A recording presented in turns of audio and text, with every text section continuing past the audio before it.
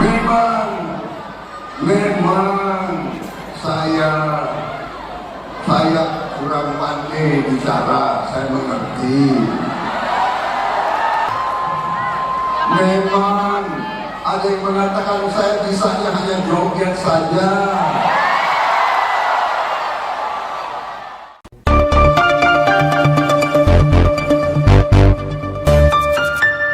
Berjumpa lagi dengan Om Ben. Salam seger waras, tetap semangat, jaga persatuan, jangan lupa. Baik, akhirnya ketika banyak serangan yang menyerang dirinya, Prabowo Subianto mengakui bila tidak pandai bicara dan menyebut bisanya cuman joget. Nah, joget, bagaimana joget itu?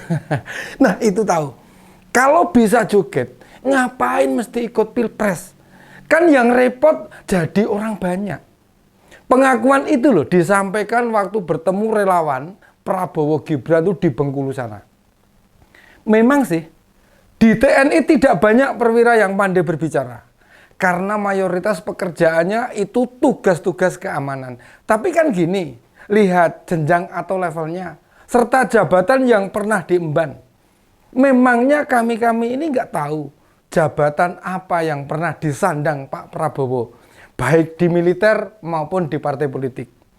Bukankah pensiun sudah sejak tahun 1998? 26 tahun sudah pensiun. Kemudian mendirikan dan memegang jabatan di Gerindra sebagai Dewan Penasehat. Ditambah beberapa tahun yang lalu sudah menjadi ketua umum partai. Tidakkah mestinya ada perubahan kemampuan? Kok hanya alasan bisanya goyang saja? Nggih. Bila memang bisanya goyang, berarti kayak Dewi Persik dong, atau Inul. Bukankah Pak Prabowo tahun 2009 ikut Pilpres mendaftar jadi cawapres? Lalu 2014, 2019, dan tahun ini loh sebagai capres. Selama itu, mengapa tidak ada perubahan yang tadinya tidak pandai bicara, jadi pinter berbicara? Katanya banyak koleksi buku, suka baca, gemar berdiskusi. Terus efeknya apa dari itu semua? Nggak ada. Sebagai politisi, bukankah semua orang juga tahu bicara adalah senjata utamanya? Kenapa tidak ada perubahan sikap? Pun sejak ikut Pilpres 2009 atau 17 tahun yang lalu, tidakkah mendorong Prabowo berubah? Kondisi Prabowo yang tak pandai berbicara tersebut sudah diperingatkan banyak orang. Tidakkah itu jadi makin aneh? Ada banyak masukan, namun karakternya tetap saja tidak mau belajar. Yang begini, bila menemukan kesalahan, apakah bisa introspeksi, bisa merubah, kemudian memperbaiki? Malahan Dewan Pakar TKN, Pak Kuat Hermawan, sebelum debat tanggal 7 Januari kemarin loh, sudah berpesan kepada Pak Prabowo agar menahan emosinya. Termasuk tidak termancing dan mesti sopan. Namun mantan suami Mbak Titi Soeharto bilang, dari dulu bicaranya apa adanya. Oh alah Pak, bicara apa adanya dengan caci maki ya beda toh Pak. Memangnya kami ini orang-orang bodoh yang tidak bisa bedain orang ceplas-ceplos sama orang yang nggak tahan mental, kepancing emosi. Kata-kata ndasmu dan goblok itu bukan apa adanya. Enggak ada tuh guru-guru bahasa Indonesia di ruang kelas SD dan SMP menyebut ndasmu dan goblok. Itu ungkapan apa adanya, Pak. Lagi-lagi nih, Pak Prabowo membawa-bawa latar belakang prajurit. Sehingga bahasanya begitu, ya enggak juga. Kita rakyat sering ketemu kok sama prajurit. Ada tetangga saya ini yang jadi militer. Enggak bicara goblok dan enggak bicara ndasmu juga. Pernyataan itu loh jelas merendahkan TNI kita. Gimana tuh? Veteran kok hobinya nyalah-nyalahkan pihak lain terus. Yang kayak gini nanti jadi presiden. Kerjaan keliru atau salah, pasti nyari pihak lain jadi kambing hitam. Prajurit TNI itu dididik bertanggung jawab. Menanggung setiap konsekuensi apa yang dilakukan. Makanya tak jarang dikenal sebagai kesatria.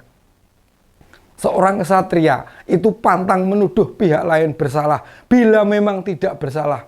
makin hari bukannya sadar, berubah jadi baik, kita menangkapnya arogan. Mau menanya sendiri. Di pertemuan sama relawan kemarin, Pak Prabowo malah nanya, apa mau dirinya bicara sopan-sopan terus? Atau bicara kayak politisi atau akademisi yang pinter teori tapi salah? Apa ini maksudnya? Malah nyerang orang berlatar belakang politisi serta akademisi? Memang sudah waktunya untuk berhenti. Tidak layak dan pantas jadi salah satu pemimpin negeri ini. Ingat loh, prajurit kita itu orang yang punya harga diri. Bicara mereka juga baik, tidak arogan, apalagi maunya menang sendiri. Banyak pengamat menilai penjelasan Prabowo di panggung-panggung pendukungnya semacam membela diri, menstempel pihak lain yang salah, memposisikan sebagai korban. Lah yang muni-muni siapa? Sing diunek-unek iki sapa? Yang disalahkan juga orang lain.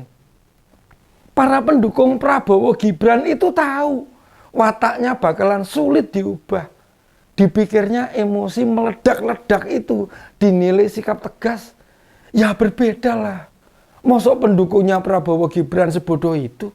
Nggak bisa membedakan tegas dan emosional. Jika jadi Menhan, lalu sebagai capres, cara mengontrol emosi tidak bisa. Bagaimana dengan nasib rakyat Indonesia?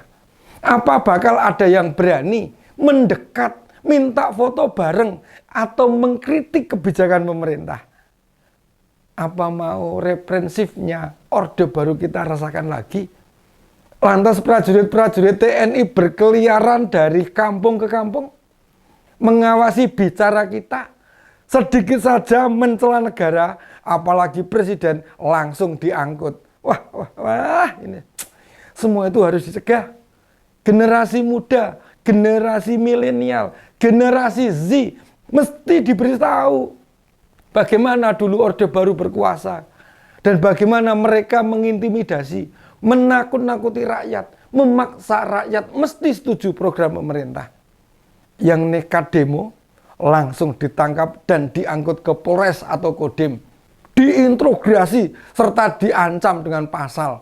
Negara sama sekali tidak demokratis.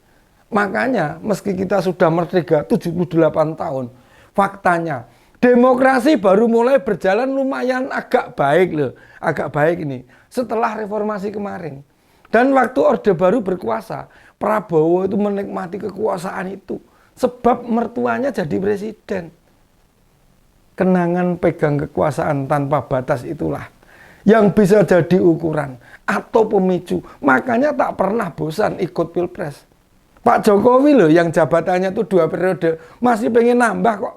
Karena nggak bisa nambah ya anaknya yang disodorkan jadi pengganti. Nah, rakyat Indonesia memang banyak yang lupa. Seolah-olah Orde Baru tidak bisa kembali. Karena apa? Karena Pak Soeharto sudah meninggal. Jelas itu penilaian yang keliru. Watak, sikap, cara bermanuver politisi kita itu sebagian ada yang mirip dengan Orde Baru. Bila kita lengah sedikit saja nih, mereka langsung kembali menunjukkan wajah aslinya. Nah, tidak banyak yang sadar tentang hal ini. Padahal korban kebijakan Orde Baru masih banyak yang hidup.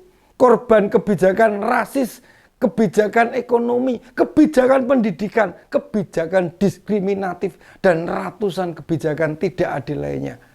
Jadi ini, benarkah Pak Prabowo mau kita hadirkan supaya Orde Baru menguasai pemerintahan kita? Rekan-rekan semua yang menentukan. Demikian opini kali ini. Salam seger waras. Tetap semangat, jaga persatuan. Salam.